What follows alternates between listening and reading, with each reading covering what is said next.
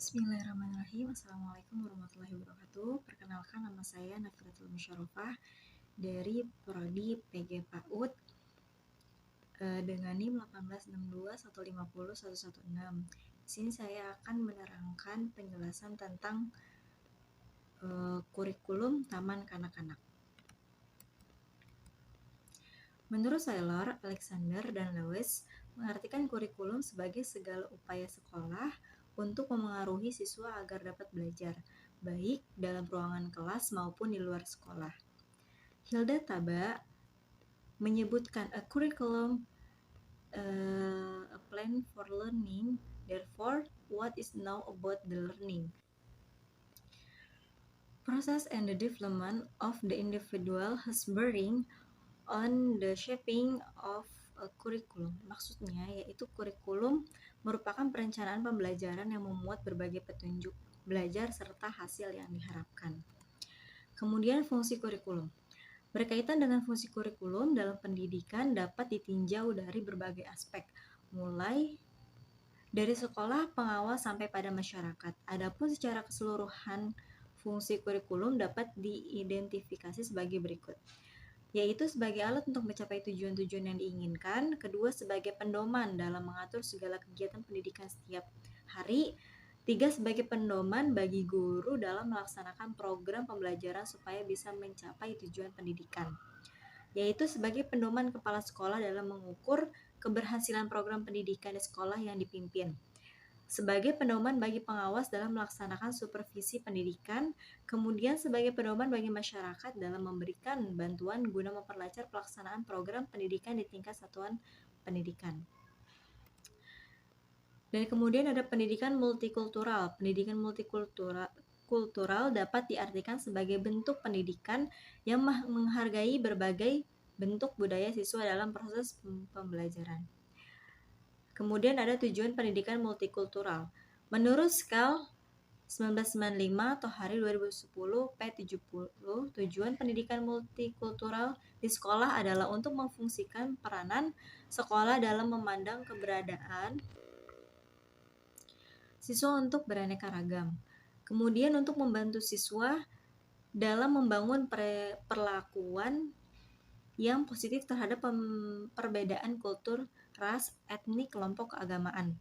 Kemudian untuk memberikan ketahanan siswa dengan cara mengajarkan mereka dalam mengambil keputusan dan keterampilan sosialnya, dan untuk membantu siswa dalam membangun keterangan tungan lintas budaya dan memberi gambaran positif kepada mereka mengenai perbedaan kelompok.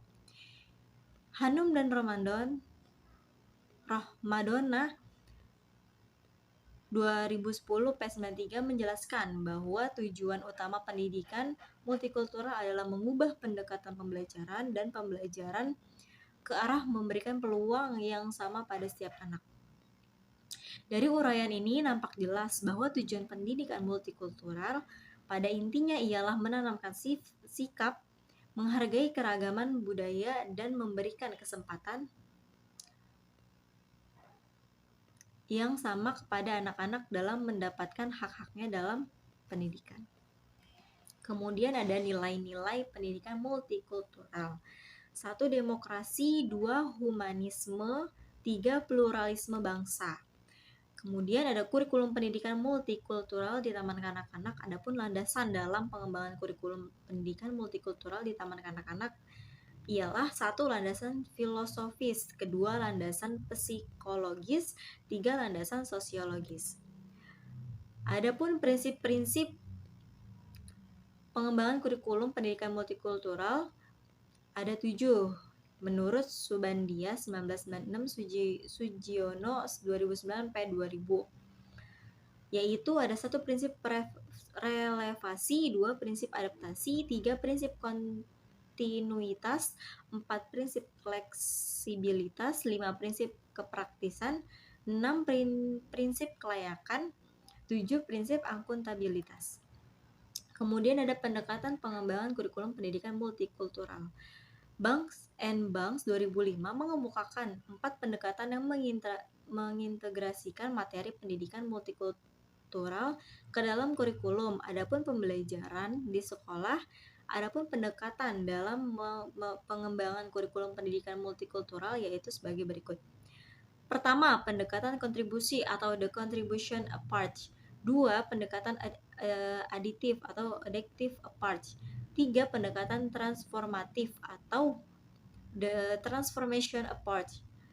Keempat, pendekatan aksi sosial atau the social action approach. Kesimpulan dari ini semua adalah konsep kurikulum pendidikan multikultural di taman kanak-kanak dimaknai sebagai bentuk kurikulum yang memuat materi-materi pendidikan multikultural yang memperuntukkan bagi pembelajaran anak usia dini. Dan itu saja yang saya jelaskan. Cukup sekian. Wassalamualaikum warahmatullahi wabarakatuh.